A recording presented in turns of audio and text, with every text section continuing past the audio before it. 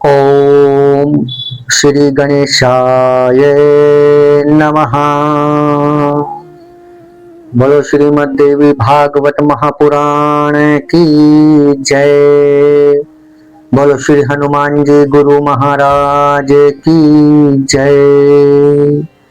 मेरे प्यारे धर्म प्रेमियों एवं मेरे प्यारे श्रद्धालु बंधुओं, सनातन संग्रह चैनल पर आप सभी का स्वागत है। मेरे प्यारे भाइयों और बहनों, आज सनातन संग्रह चैनल आपके लिए लेकर आया है श्रीमद् देवी भागवत महापुराण का 7वें स्कंध के अध्याय 6 और अध्याय 7 की पावन कथाएं। आज आप इस कथा में सुनेंगे राजा शर्याति के यज्ञ में च्यवन मुनि का अश्वनी कुमारों को सोमरस देना। इसी के साथ अध्याय 7 की कथा में आप सुनेंगे क्रुद्ध इंद्र का विरोध करना, परंतु च्यवन ऋषि के प्रभाव को देखकर शांत हो जाना। राजा शर्याति के बाद के सूर्यवंशी राजाओं का वर्णन। तो आइए मेरे धर्म प्रेमियों, मेरे प्यारे श्रद्धालु बंधुओं एवं प्यारे श्रोता बंधुओं, आज हम आइए आरंभ करते हैं श्रीमद् देवी भागवत महापुराण का यह पावन भाग। ओम सर्वमंगल मांगल्ये शिवे सर्वार्थ साधिके शरण्ये त्र्यंबके गौरी नारायणी नमोस्तुते। श्रीमद् देवी भागवत महापुराण 7वां स्कंध अध्याय 6। राजा शर्याति के यज्ञ में च्यवन मुनि का अश्वनी कुमारों को सोमरस देना। जन्मेजय बोले, हे व्यास जी, च्यवन मुनि ने उन दोनों वैद्यों को सोमरस पीने का अधिकारी किस प्रकार बनाया? उन महात्मा च्यवन मुनि की बात कैसे सत्य सिद्ध हुई? देवराज इंद्र के बल के सामने मानव बल की क्या तुलना हो सकती है? फिर भी उन इंद्र के द्वारा सोमरस के पान से निषिद्ध किए गए उन दोनों अश्वनी कुमारों को च्यवन मुनि ने सोमरस का पान का अधिकारी कैसे बना दिया? हे धर्मनिष्ठ, हे प्रभु, इस आश्चर्यमय विषय का विस्तार पूर्वक वर्णन कीजिए, क्योंकि मैं इस समय च्यवन मुनि का चरित्र पूर्ण रूप से सुनने का इच्छुक हूं। व्यास जी बोले, हे महाराज, हे भारत, राजा शर्याति ने जब भूमंडल पर यज्ञ किया था, च्यवन मुनि के तत्कालीन उस अत्यंत अद्भुत चरित्र के विषय में सुनिए। दूसरे देवता के समान तेजस्वी मुनि च्यवन सुंदर रूप वाली उस देवकन्या स्वरूपिणी सुकन्या को पाकर प्रसन्न चित्त हो गए और उसके साथ विहार करने लगे। एक समय की बात है, महाराज शर्याति की पत्नी अपनी कन्या के विषय में अत्यंत चिंतित हो उठी। कांपती और रोती हुई वे अपने पति से बोली, हे राजन, आपने वन में एक अंधे मुनि को पुत्री सौंप दी थी। वह न जाने जीवित है अथवा मर गई, अतः आपको उसके सम्यक रूप से देखना चाहिए। हे नाथ, आप मुनि च्यवन के आश्रम में आदर पूर्वक यह देखने के लिए जाइए कि उस प्रकार का पति पाकर वह सुकन्या क्या कर रही है। हे राजऋषि, पुत्री के दुख के कारण मेरा हृदय जल रहा है। तपस्या करने से क्षीण शरीर वाली मेरी उस विशाल नयना पुत्री को मेरे पास ले आइए। नेत्रहीन पति पाकर महान कष्ट भोगने वाली, तप के कारण कृश शरीर वाली, वल्कल धारण करने वाली तथा क्षीण कटि प्रदेश वाली अपनी पुत्री को मैं देखना चाहती हूँ। राजा शर्याती बोले, हे विशालाक्षी, हे वरारोहे, मैं अभी अपनी प्रिय पुत्री सुकन्या को आदर पूर्वक देखने के लिए उत्तम व्रत का आचरण करने वाले उन चवन ऋषि के पास जा रहा हूँ।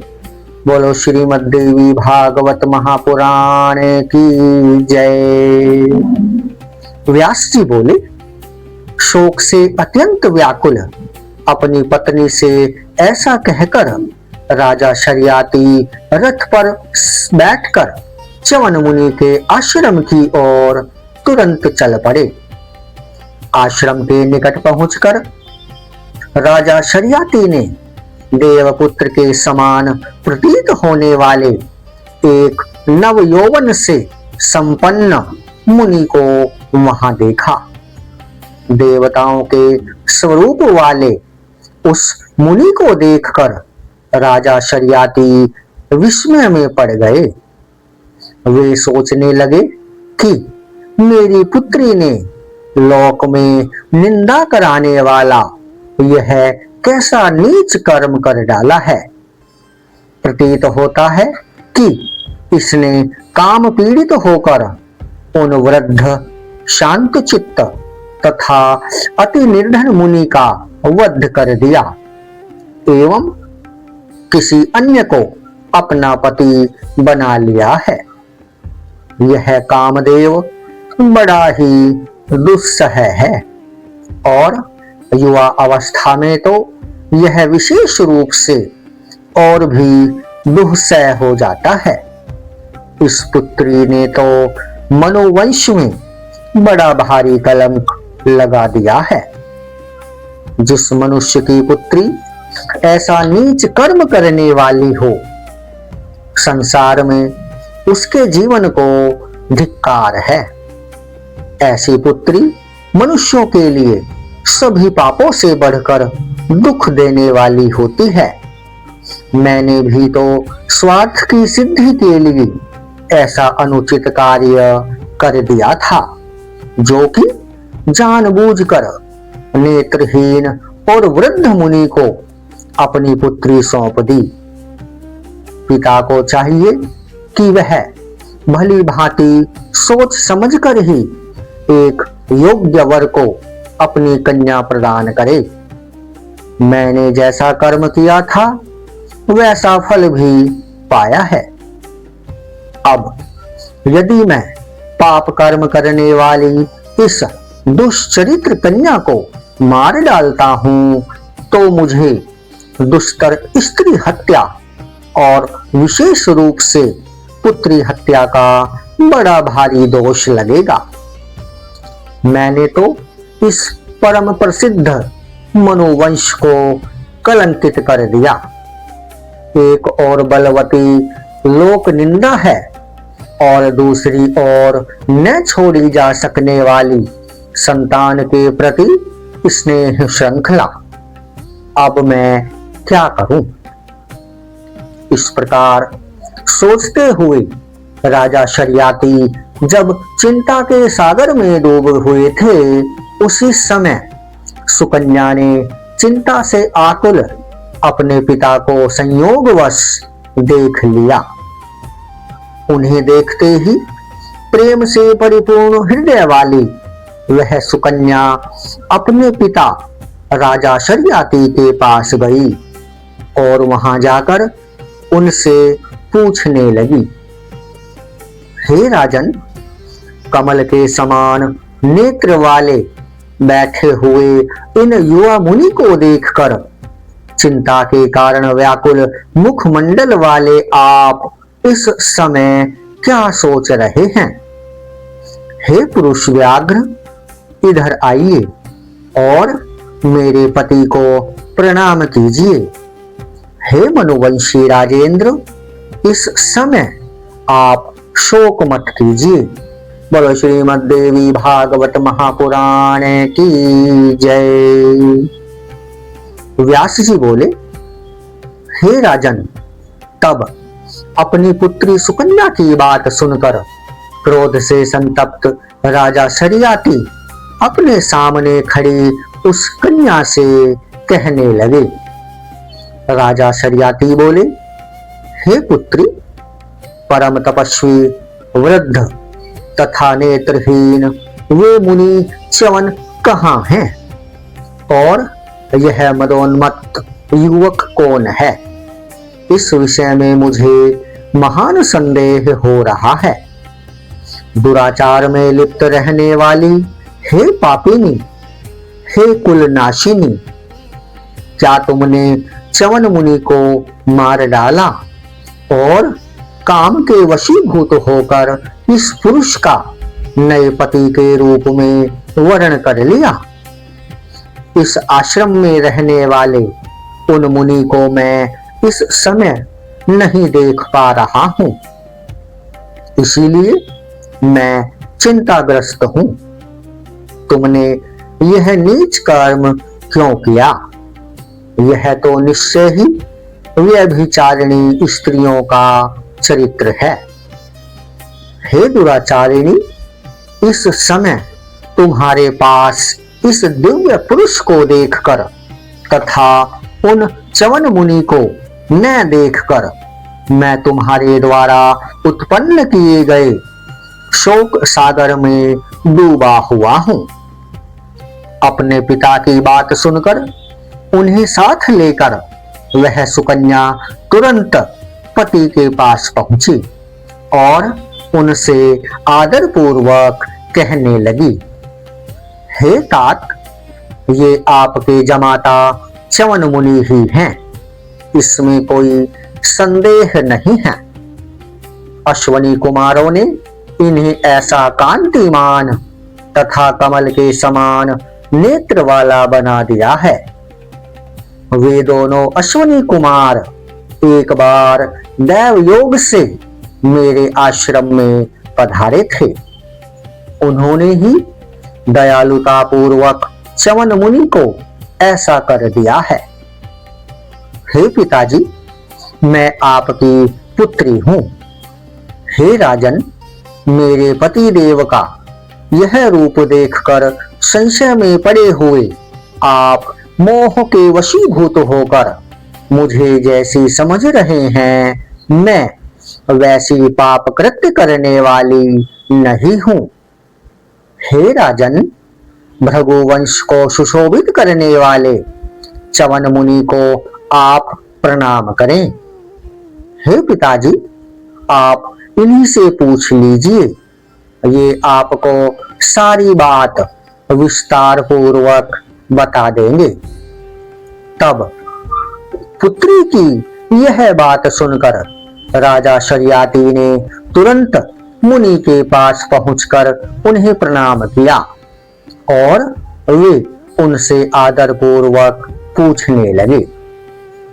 राजा बोले, हे भार्गव, आप अपना सारा वृतांत समुचित रूप से मुझे शीघ्र बतलाइए। आपने फिर से किस प्रकार अपने दोनों नेत्र प्राप्त किए और आपका बुढ़ापा कैसे दूर हुआ? आपका परम सुंदर रूप देखकर मुझे यह महान संदेह हो रहा है। हे ब्राह्मण, आप विस्तार पूर्वक यह सब बतलाइए, जिसे सुनकर मुझे सुख प्राप्त हो। राजा शरियाती के ये वचन सुनकर च्यवन मुनि बोले, हे नरपश्रेष्ठ, देवताओं की चिकित्सा करने वाले दोनों अश्वनी कुमार एक बार यहाँ आए थे। उन दोनों ने ही कृपा पूर्वक मेरा यह उपकार किया है। उन दोनों ने ही मेरा यह रूप और मुझे नेत्र प्रदान किए हैं। उस उपकार के बदले मैंने उन दोनों को वरदान दिया है कि मैं आप दोनों को राजा शरियाती के यज्ञ में सोमपान का अधिकारी बना दूंगा। हे महाराज, इस प्रकार अश्विनी कुमारों द्वारा मुझे यह युवा अवस्था तथा ये विमल नेत्र प्राप्त हुए हैं। आप निश्चिंत रहें और इस पवित्र आसन पर विराजमान हों। मुनि के यह कहने पर राजा शरियाती रानी सहित सुखपूर्वक आसन पर बैठ गए। इसके बाद वे महात्मा च्यवन जी से कल्याणमयी बातें करने लगे। तत्पश्चात भृगुवंशी च्यवन मुनि ने राजा को सांत्वना देते हुए उनसे कहा, हे राजन, मैं आपसे यज्ञ कराऊंगा। आप यज्ञ संबंधी सामग्रियां जुटाइए। मैं दोनों अश्विनी कुमारों से प्रतिज्ञा कर चुका हूं कि मैं आप दोनों को सोमपान का अधिकारी बना दूंगा। हे नरश्रेष्ठ, आपके महान यज्ञ में मुझे वह कार्य संपन्न करना है और हे राजेंद्र, आपके सोम यज्ञ में इंद्र के कोप करने पर मैं अपने तेज बल से उन्हें शांत कर दूंगा और उन देव वैद्यों को सोम रस पिलाऊंगा। हे राजन, इस बात से राजा शरियाती परम संतुष्ट हुए और उन्होंने च्यवन मुनि की उस बात को आदर पूर्वक स्वीकार कर लिया। तत्पश्चात च्यवन मुनि का सम्मान करके परम संतुष्ट होकर राजा शरियाती अपनी पत्नी के साथ मुनि से संबंधित चर्चा करते हुए अपने नगर को चले गए। तदंतर संपूर्ण कामनाओं से परिपूर्ण राजा शरियाती ने किसी शुभ मुहूर्त में एक उत्तम यज्ञशाला का निर्माण कराया। इसके बाद वशिष्ठ आदि प्रमुख पूज्य मुनियों को बुलाकर भृगुवंशी च्यवन मुनि ने राजा शरियाती से यज्ञ कराना आरंभ कर दिया। उस महायज्ञ में इंद्र सहित सभी देवता उपस्थित हुए और दोनों अश्विनी कुमार भी सोमपान की इच्छा से वहां आए। वहां दोनों अश्विनी कुमारों को भी उपस्थित देखकर इंद्र सशंकित हो उठे और वे सभी देवताओं से पूछने लगे, ये दोनों यहाँ क्यों आए हुए हैं? ये चिकित्सक हैं, अतः ये सोमरस पीने के अधिकारी नहीं हैं। इन्हें यहाँ किसने बुलाया है? इस पर राजा के उस महायज्ञ में उपस्थित देवताओं ने कोई उत्तर नहीं दिया।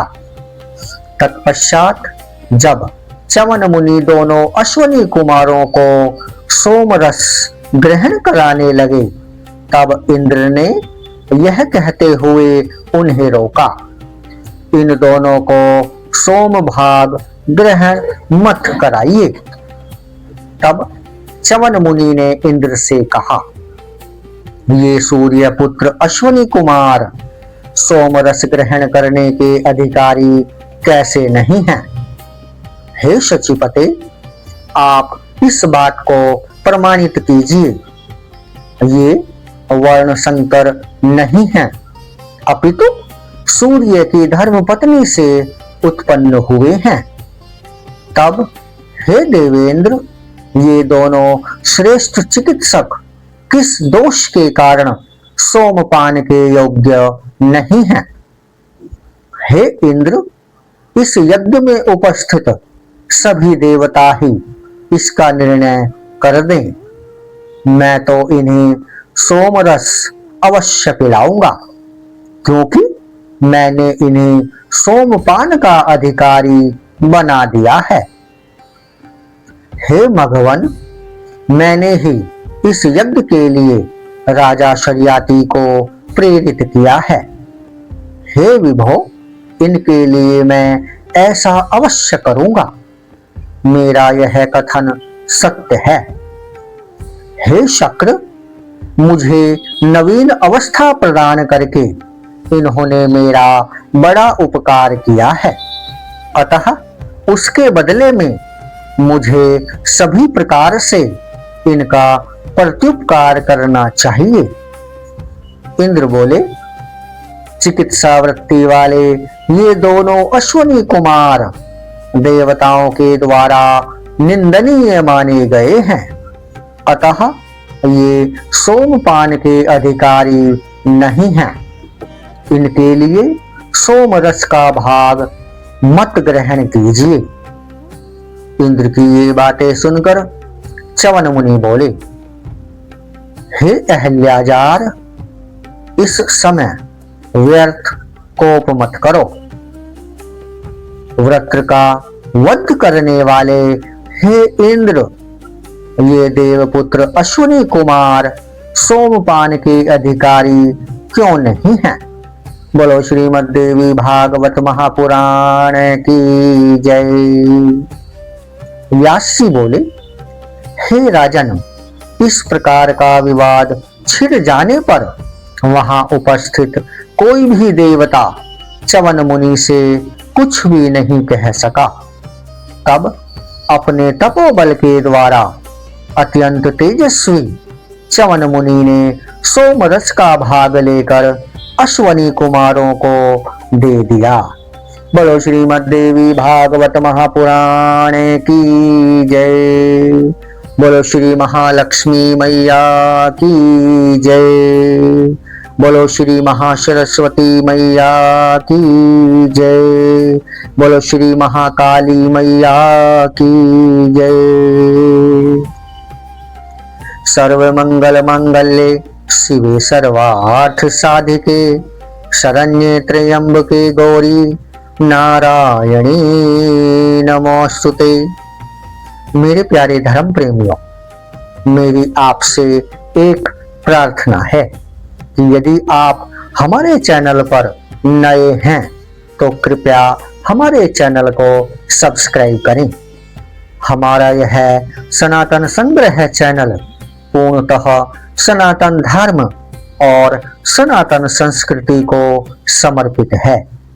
मेरे प्यारे श्रोता बंधुओं, आप हमारी कथाओं को प्रेम के साथ ध्यान से सुने, हमारी कथाओं को लाइक अवश्य करें और कमेंट में अपने अमूल्य विचार अवश्य शेयर करें।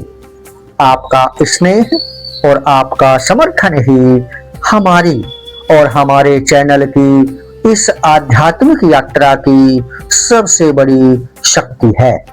जय माता दी। तो आइए श्रीमद् देवी भागवत महापुराण के भाग को आगे बढ़ाते हुए आरंभ करते हैं कथा का अगला भाग।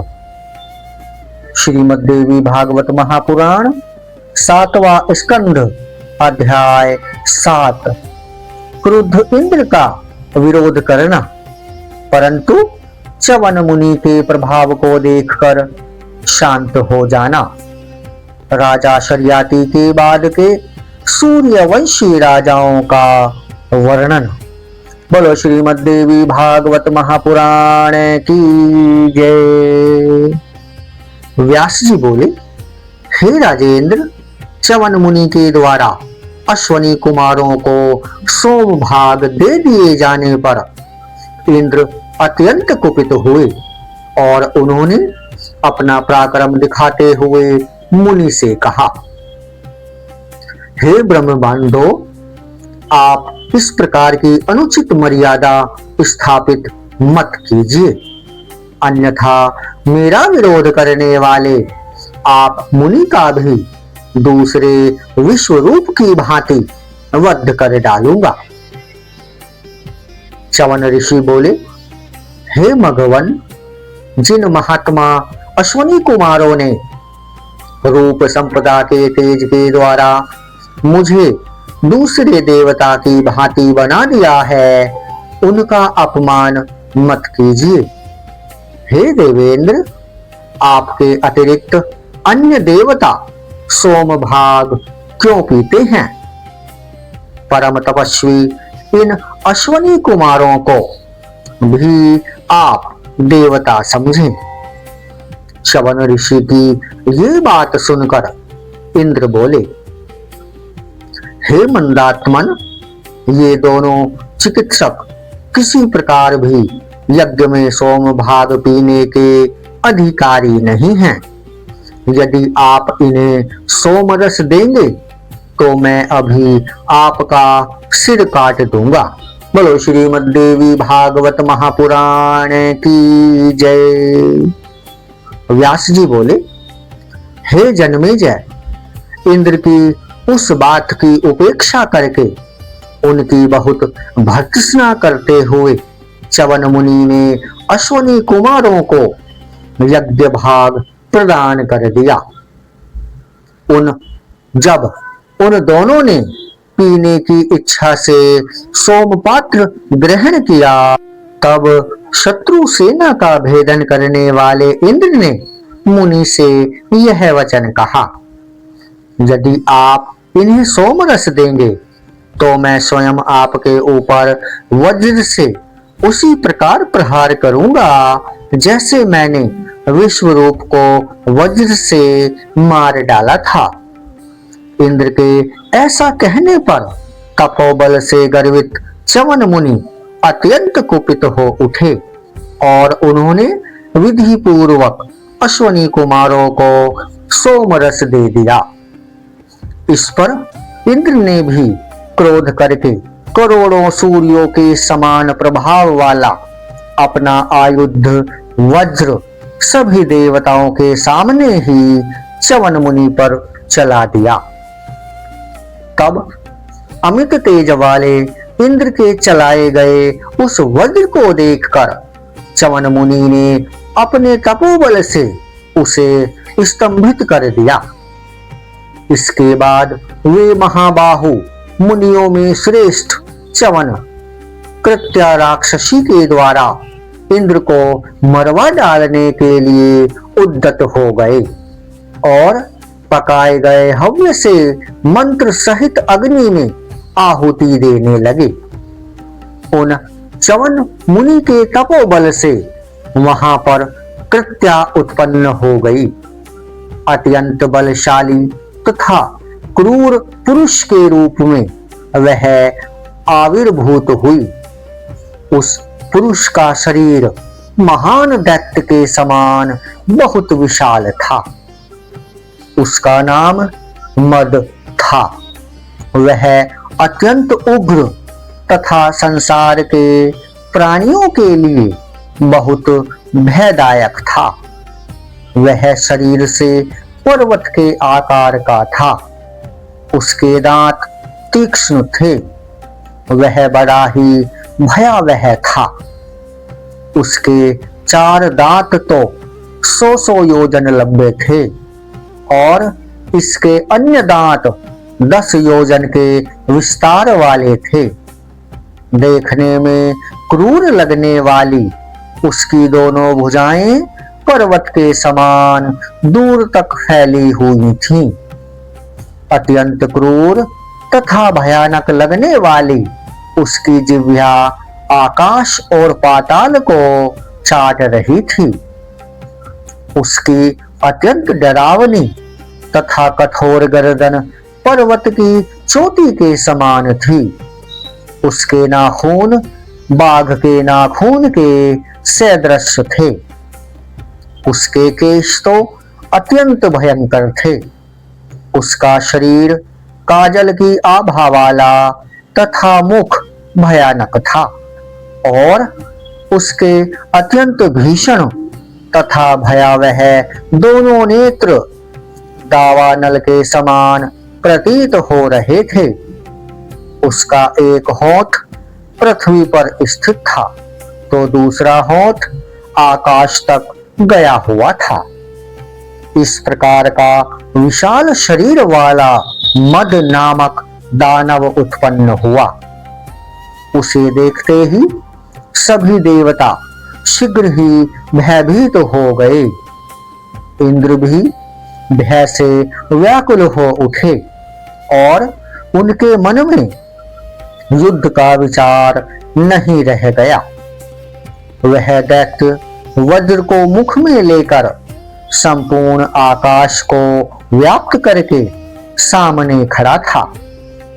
ऐसा प्रतीत होता था मानो भयावनी दृष्टि वाला वह दानव तीनों लोगों को निगल जाएगा।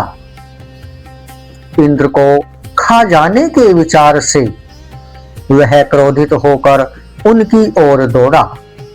इस पर हाय, हम सब मारे गए, ऐसा कहकर सभी देवता जोर जोर से चीखने चिल्लाने लगे। इंद्र वज्र चलाना चाहते थे, किंतु भुजाओं के कुंठित हो जाने के कारण वे उस पर वज्र प्रहार करने में समर्थ नहीं हुए। तब हाथ में वज्र धारण करने वाले देवराज इंद्र ने काल सदृश उस दानव को देखकर सामयिक समस्या का समाधान करने में कुशल देव गुरु बृहस्पति का मन ही मन स्मरण किया।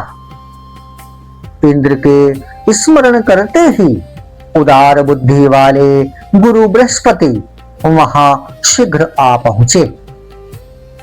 इंद्र की बड़ी दयनीय दशा देखकर तथा मन ही मन सारे कृत्य पर विचार करके वे सचिपति इंद्र से कहने लगे, हे इंद्र, मद नामक इस असुर को महामंत्रों से अथवा वज्र से मार पाना अत्यंत कठिन है। च्यवन मुनि का तपोबल स्वरूप यह महाबली दैत्य सम्यक रूप से यज्ञ कुंड से उत्पन्न हुआ है। यह शत्रु तुम्हारे देवगणों के तथा मेरे द्वारा भी पराभूत नहीं किया जा सकता। अतः हे देवेश, आप महात्मा च्यवन की शरण में जाएं। वे अपने द्वारा उत्पन्न की गई इस कृत्या का शमन अवश्य कर देंगे। आदि शक्ति के भक्त का रोष निवारण करने में कोई भी समर्थ नहीं है। बोलो श्रीमद् देवी भागवत महापुराण की जय। व्यास जी बोले, गुरु बृहस्पति के यह कहने पर इंद्र च्यवन मुनि के पास गए और नम्रता पूर्वक सिर झुकाकर प्रणाम करके भयभीत होते हुए उनसे बोले, हे मुनि श्रेष्ठ, क्षमा कीजिए। संहार के लिए तत्पर इस असुर को शांत कीजिए। आप प्रसन्न हो जाइए। हे सर्वज्ञ, मैं आपकी आज्ञा का पालन अवश्य करूंगा। हे भार्गव, ये दोनों अश्वनी कुमार आज से सोमपान के अधिकारी हो जाएंगे। हे विप्र, मेरा यह वचन सत्य है। अब आप प्रसन्न हो जाएं। हे तपोधन, अश्वनी कुमारों को सोमपान का अधिकारी बनाने का आपका उद्यम व्यर्थ नहीं हुआ, यह उचित ही है। हे धर्मज्ञ, मैं जानता हूं कि आप निष्प्रयोजन कोई भी कार्य नहीं करेंगे। आपने इन अश्वनी कुमारों को सोमपान का अधिकारी बना दिया, अतः अब ये यज्ञों में सदा सोम रस का पान कर सकेंगे। साथ ही राजा शरियाती का महान यश भी स्थापित हो जाएगा। हे मुनि श्रेष्ठ, मैंने यह जो भी कार्य किया है उसे आपके पराक्रम को प्रकट करने के उद्देश्य से ही किया है, ऐसा आप समझिए। हे ब्राह्मण, आप मेरे ऊपर कृपा कीजिए। अपने द्वारा उत्पन्न किए गए इस मद नामक दैत्य को तिरोहित कर दीजिए और ऐसा करके सभी देवताओं का पुनः कल्याण कीजिए। इंद्र के इस प्रकार प्रार्थना करने पर परमार्थ तत्व के ज्ञाता च्यवन मुनि ने विरोध के कारण उत्पन्न अपने क्रोध को दबा लिया। तत्पश्चात उद्विग्न चित्त वाले देवराज इंद्र को सांत्वना देकर भृगुवंशी च्यवन मुनि ने स्त्री, मदिरापान, द्यूत और आखेट इन सब में मद को स्थापित कर दिया। इस प्रकार मद और विभिन्न जगहों पर विभक्त करके भय से घबराए हुए इंद्र को आश्वासन देकर तथा सभी देवताओं को अपने अपने कार्य पर लगाकर च्यवन मुनि ने राजा शर्याति का यज्ञ संपन्न कराया। तदंतर सभी धर्मों के आत्मा स्वरूप भृगुवंशी च्यवन मुनि ने महात्मा इंद्र को तथा दोनों अश्वनी कुमारों को परिष्कृत सोमरस पिलाया। हे राजन, इस प्रकार च्यवन मुनि ने अपने तप के प्रभाव से उन दोनों सूर्य पुत्र श्रेष्ठ अश्वनी कुमारों को पूर्ण रूप से सोमपान का अधिकारी बना दिया। उसी समय से यज्ञ स्तंभ से सुशोभित वह सरोवर भी विख्यात हो गया तथा मुनि के आश्रम की प्रसिद्धि सम्यक रूप से पृथ्वी पर सर्वत्र व्याप्त हो गई। उस कर्म से राजा शर्याति भी संतुष्ट हो गए और यज्ञ संपन्न करके मंत्रियों के साथ नगर को चले गए। इसके बाद धर्मज्ञ तथा प्रतापी मनुपुत्र शर्याति राज्य करने लगे। उनके पुत्र आनर्त हुए और आनर्त से रेवत उत्पन्न हुए। शत्रुओं का दमन करने वाले वे रेवत समुद्र के मध्य कुशस्थली नामक नगरी स्थापित करके वहीं पर रहकर अनर्त आदि देशों पर शासन करने लगे। उनके 100 पुत्र हुए। उनमें कुकुद्मी सबसे ज्येष्ठ तथा उत्तम था। उसकी रेवती नामक एक पुत्री भी थी जो परम सुंदर तथा शुभ लक्षणों से युक्त थी। जब वह कन्या विवाह के योग्य हो गई तब महाराज रेवत उत्तम कुल में उत्पन्न राजकुमारों के विषय में सोचने लगे। उस समय वे बलशाली नरेश रेवत नामक पर्वत पर रहते हुए अनर्त आदि देशों पर राज्य कर रहे थे। वे मन ही मन सोचने लगे, मैं यह कन्या किसे प्रदान करूं? अतः सर्वज्ञ तथा देव पूजित ब्रह्मा जी के पास जाकर उन्हीं से पूछ लूं। ऐसा विचार करके राजा रेवत अपनी पुत्री रेवती को साथ लेकर पितामह ब्रह्मा जी से वर पूछने की अभिलाषा से शीघ्र ही ब्रह्मलोक जा पहुंचे, जहां पर देवता, यज्ञ, छंद, पर्वत, समुद्र और नदियां दिव्य रूप धारण करके विराजमान थे और सनातन ऋषि, सिद्ध, गंधर्व, पन्नग तथा चारण वृंद ये सभी हाथ जोड़कर स्तुति करते हुए खड़े थे। जय माता दी।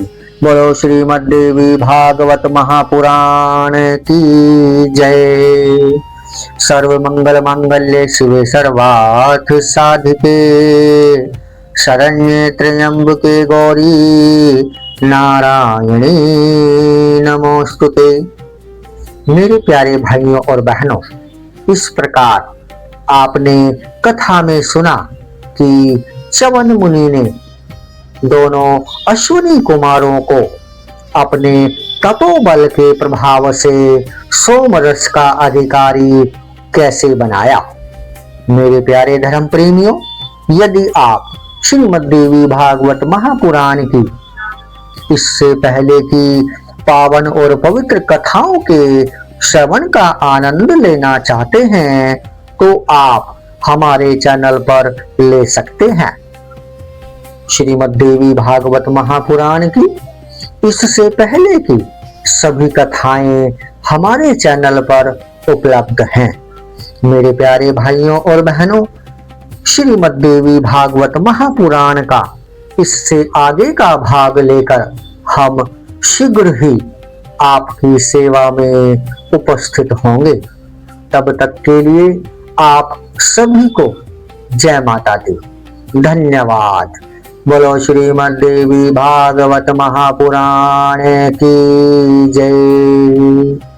ओम ऐं ह्रीं क्लीं चामुंडाय विचे। ओम ऐं ह्रीं क्लीं चामुंडाय विचे। ओम ऐं ह्रीं क्लीं चामुंडाय विचे। ओम ऐं ह्रीं क्लीं चामुंडाय विचे। ओम ऐं ह्रीं क्लीं चामुंडाय विचे। जय माता दी।